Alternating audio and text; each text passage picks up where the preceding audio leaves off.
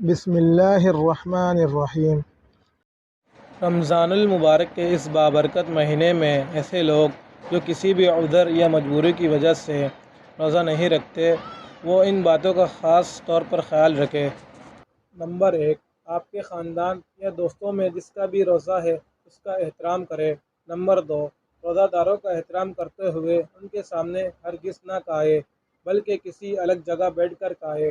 Number 3، روزہ نہ رکھنے کے باوجود بھی سحری اور افطاری میں شامل ہونے کی ہر ممکن کوشش کرے۔ نمبر 4، اپنا وقت اللہ تعالیٰ کی عبادت اور ذکر میں گزارے اور تلاوت کو اپنا مشغول بنائے۔ نمبر 5، آپ کے خاندان یا دوستوں میں جنہوں نے روزہ رکھا ہے دن بھر کے کام میں ان کی مدد کرے۔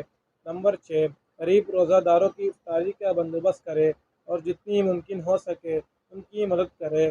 نمبر 7، اللہ پاک سے اپنے اور تمام مسلمانوں کے لیے معافی مانگے اور بخشش طلب کرے۔